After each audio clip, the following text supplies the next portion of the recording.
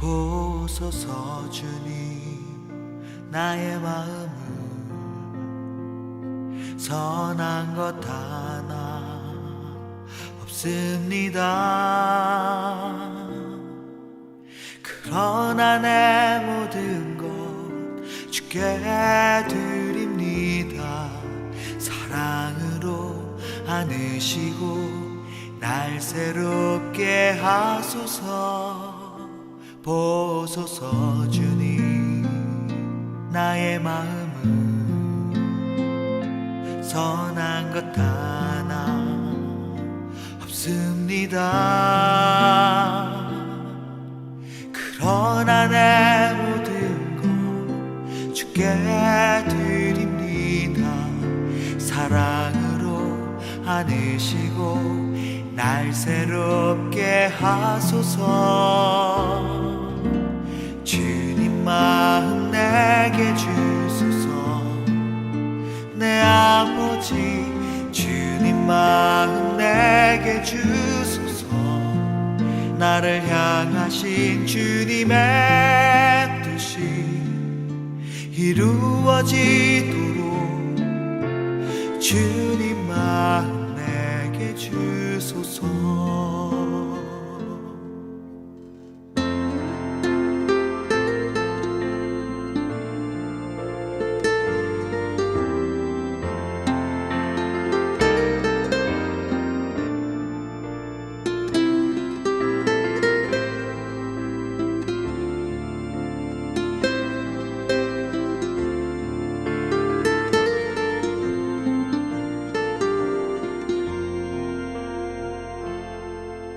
내게 사랑을 가르치소서.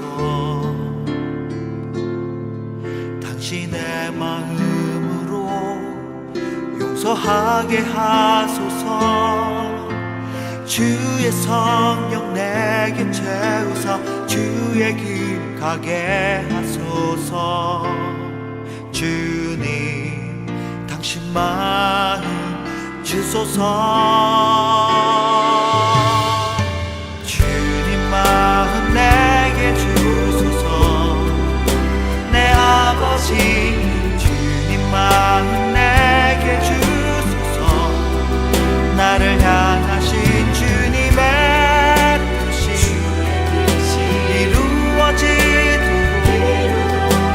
주님 마음 내게 주소서. 주님 마음 내게 주소서. 내 아버지 주님 마음 내게 주소서. 나를 향하신 주님의 뜻이 이루어지도록 주님 마음 내게 주소서.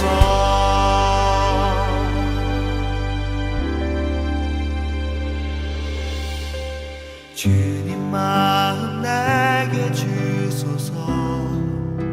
내 아버지 주님 마음 내게 주소서.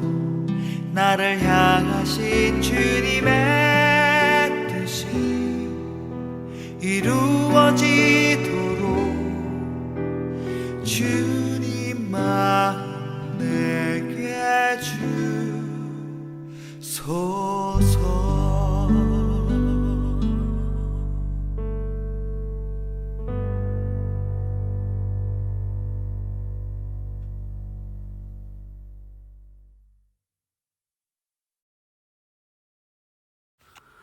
오늘 우리에게 주신 하나님의 말씀은 사무엘상 11장 4절에서 11절까지의 말씀입니다. 다 같이 화면을 보시면서 함께 읽겠습니다. 전령들이 사울이 살고 있는 기브아에 가서 백성들에게 그 사실을 알리니 백성들이 모두 큰 소리로 울었다. 마침 사울이 밭에서 소를 몰고 오다가 무슨 일이 일어났기에 백성이 울고 있느냐고 물었다. 사람들은 야베스에서 온 전령들이 한 말을 그에게 일러주었다. 이 말을 듣고 있을 때 사울에게 하나님의 영이 세차게 내리니 그가 무섭게 분노를 터뜨렸다. 사울은 겨릿소 2마리를 잡아서 여러 토막으로 자른 다음에 그것을 전령들에게 나누어 주고 이스라엘 모든 지역으로 말을 전하라고 보냈다.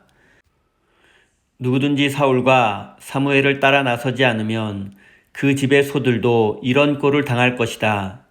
주님께서 온 백성을 두려움에 사로잡히게 하시니 모두 하나같이 그를 따라 나섰다. 사울이 그들을 베색에 모으고 수를 세어보니 이스라엘에서 30만 명이 왔고 유다에서 3만 명이 왔다. 기브아 사람들이 야베스에서 온 전령들에게 말하였다. 길앗 야베스 사람들에게 가서 내일 햇볕이 뜨겁게 내리쬐을 때쯤이면 구출될 것이라고 전하여라. 전령들이 돌아가서 야베스 사람들에게 소식을 전하니 그들이 모두 기뻐하였다. 그래서 야베스 사람들이 암몬 사람에게 화답하였다. 우리가 내일 당신들에게 나아가 항복하겠습니다. 그때 가서는 우리에게 하고 싶은 대로 하시오. 다음날 아침 일찍 사울은 군인들을 세 부대로 나누어 가지고 새벽녘에 적진 한 복판으로 들어가서 날이 한창 뜨거울 때까지 암몬 사람들을 쳐서 죽였다. 살아남은 사람들은 다 흩어져서 2사람도 함께 있는 일이 없었다. 아멘. 하나님께서 이 말씀을 통하여 우리에게 은혜 주시기를 원합니다. 하나님의 크신 사랑과 은총이 여러분의 삶에 함께 하시기를 빕니다. 오늘은 사울의 거룩한 분노라는 제목으로 함께 하나님의 말씀을 나누겠습니다. 지난주에 우리는 길르앗 야베스 사람들이 암몬 왕 나하스의 군대의 위협에 놓인 상황에서 이스라엘 12지파에게 도움을 요청한 내용을 살펴보았습니다. 오늘은 이스라엘의 왕으로 선출된 사울이 암몬 군대를 무찌르고 길르앗 야베스 사람들을 구원하는 내용을 살펴보겠습니다. 이스라엘은 이집트를 탈출하고 가나안 지역에 정착한 이래로 정의롭고 평화로운 세상을 꿈꾸었습니다. 실제로 이스라엘은 주변의 다른 나라들처럼 왕을 중심으로 하는 중앙 집권 체제를 선택하지 않고 12부족이 모두 참여하는 부족 연맹을 중심으로 나름대로 자유롭고 평화로운 세상을 만들기 위해서 약 200여 년 동안 노력했습니다. 하지만 그들은 하나님과 세상 사이에서 갈등하고 방황하다가 결국은 하나님께서 원하시는 평등 공동체의 꿈을 포기하고 다른 나라들처럼 왕을 중심으로 하는 중앙 집권적 국가가 되었습니다.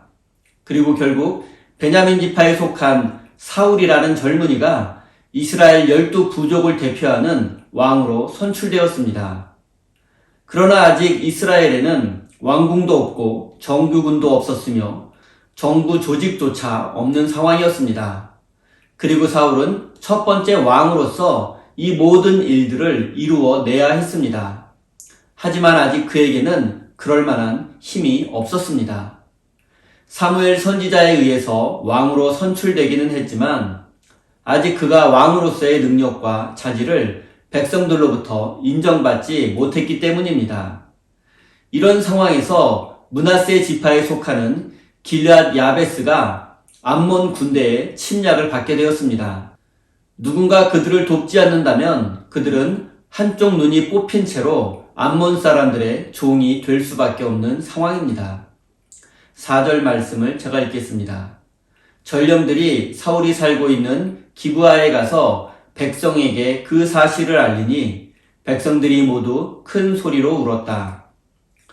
절체절명의 위기에 놓인 길르앗 야베스 사람들은 온 이스라엘에 전령을 보내서 군사들을 모아 자신들을 구원해 줄 것을 요청했습니다. 만약 왕이 없는 사사시대였다면 각 지파마다 장로회의를 열어서 의논하고 그 다음에 12지파의 대표들이 모여서 의논한 후에 군대를 소집했을 것입니다. 그리고 이런 경우에는 구속력이 약하기 때문에 군사를 보내지 않는 지파들도 있을 수 있고 군대를 모으는데 시간이 오래 걸린다는 약점이 있습니다. 하지만 지금 이스라엘에는 12지파를 대표하는 왕이 있습니다. 비록 한 달 전에 선출되어서 아직 왕으로서의 역할을 하기에는 무리가 있었지만 사울의 입장에서는 길르앗 야베스 사람들을 구원하고 백성들에게 진정한 왕으로 인정받을 수 있는 기회이기도 합니다. 그리고 길르앗 야베스 사람들도 사울 왕에게 큰 기대를 걸고 있었을 것입니다.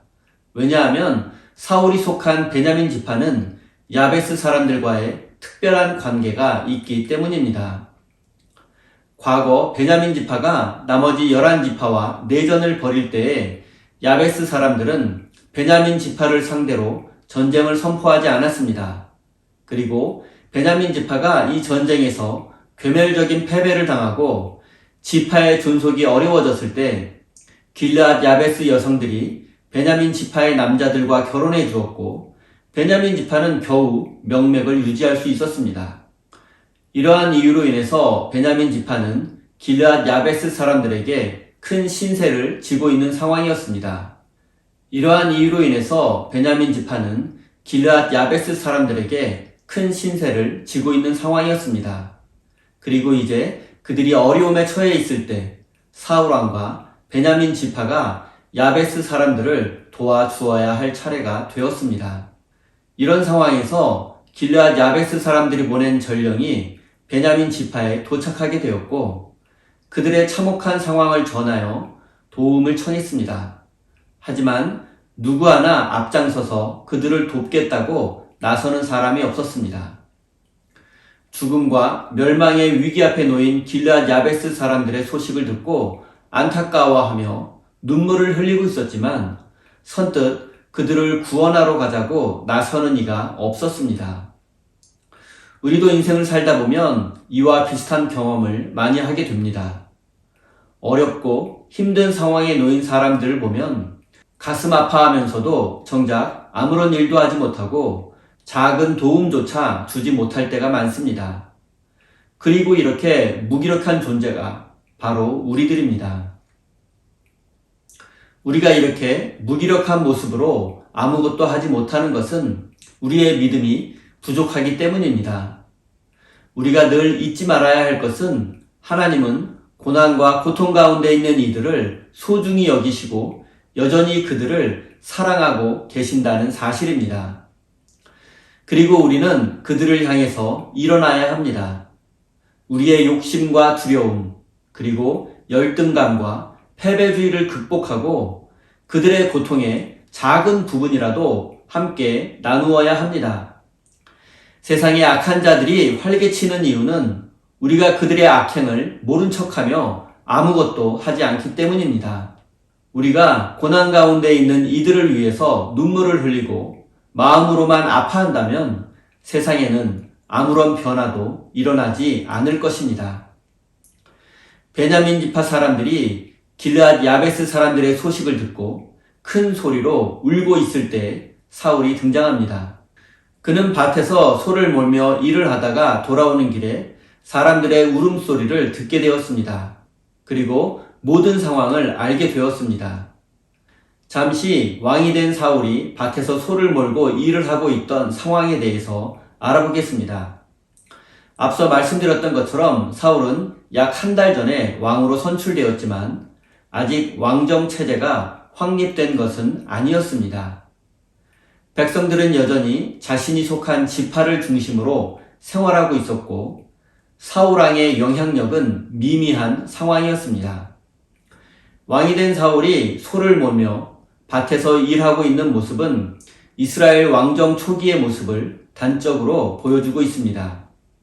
하지만 사울왕이 밭에서 일을 하고 있다고 해서 여전히 그가 아버지 밑에서 다른 백성들처럼 똑같이 일하는 것이라고 오해해서는 안 됩니다. 고대 근동 사회에서 농업은 오늘날의 반도체 산업과 같은 최첨단 산업이었습니다. 가족 중심의 목축에 비해서 농업은 국가가 주도하는 산업이었습니다. 관계시설과 같은 사회 기반 시설에 대한 투자가 필요했고, 정확하게 강우량을 예측하고 땅에 알맞은 종자를 선택하려면 전문적인 지식이 있어야 했습니다. 당시 사회에서 왕은 농사를 장려하고 시민들에게 안정적으로 식량을 공급할 수 있도록 해야 했습니다. 이런 관점에서 본다면 농사를 돌보는 것은 왕의 중요한 업무 중에 하나였음을 알 수 있습니다.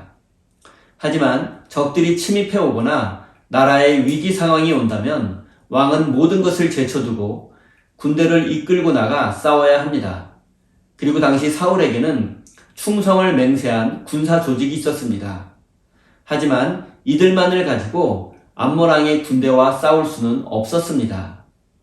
이런 상황에서 사무엘서 기자는 사울에게 하나님의 영이 강하게 임했고 그가 무섭게 분노했다고 기록했습니다. 하나님의 영에 사로잡힌 사람, 그리고 진리의 말씀에 사로잡힌 사람은 힘없는 자들이 고통당하는 현장에서 거룩한 분노를 하며 할 수 있는 무언가를 실천에 옮깁니다. 우리가 화를 내야 할 순간에도 참고 분노해야 하는 순간에도 분노하지 않는다면 세상의 평화는 사라지고 악이 가득하게 될 것입니다. 하나님의 이름이 모욕당하고 인간의 존엄성이 훼손되는 현장에서도 분노하지 않고 침묵한다면 그는 하나님의 백성이라고 말할 수 없습니다. 하나님의 영에 사로잡힌 사울은 거룩한 분노에 사로잡혔습니다. 그는 죽음의 위기에 놓인 길르앗 야베스 사람들의 소식을 들었고 그들의 눈물을 보았습니다. 그래서 그는 거룩한 분노를 바라며 삶의 자리에서 박차고 일어나게 되었습니다. 그는 즉시 소 2마리를 잡아서 12조각을 낸 후에 그것을 신속히 각 지파에게 전달하며 길르앗 야베스 사람들을 구원하는 전쟁에 참여하지 않는다면 이 소들처럼 찢겨질 것이라고 말했습니다. 당시에는 아직 사울 왕의 권위가 없었기 때문에 이토록 강경하게 대처했던 것입니다. 그래야 12지파 연합군을 신속히 모을 수 있기 때문입니다. 사울 왕이 이렇게 거룩한 분노를 하고 백성들에게 길르앗 야베스 사람들을 구원해야 함을 강조하자 역사상 처음으로 그것도 신속하게 강력한 12지파의 연합군이 모이게 되었습니다. 그리고 사울은 그 군대를 이끌고 밤새 행군하였고 결국 암몬 왕 나하스의 군대를 물리치고 야베스 사람들을 구하게 되었습니다. 사랑하는 성도 여러분, 인생을 살아가다 보면 암몬 왕 나하스와 같은 자들이 많다는 것을 알게 됩니다. 반대로 하나님의 영에 사로잡혀 거룩한 분노를 하는 사람은 많지 않습니다. 그래서 세상에 힘없는 자들의 눈물과 울음소리가 그치지 않고 있습니다. 사랑하는 우리 세임교회 성도 여러분, 여러분 모두가 하나님의 영에 사로잡혀 자리에서 일어나 거룩한 분노를 바라는 사람이 되시기를 바랍니다. 그래서 여러분을 통해서 정의와 평화가 세워지고 이 땅을 하나님의 나라로 만들어 가시는 거룩한 하나님의 사람이 되시기를 예수님의 이름으로 축원드립니다. 우리 다 함께 주신 말씀 가슴에 새기며 기도의 자리로 나아가겠습니다.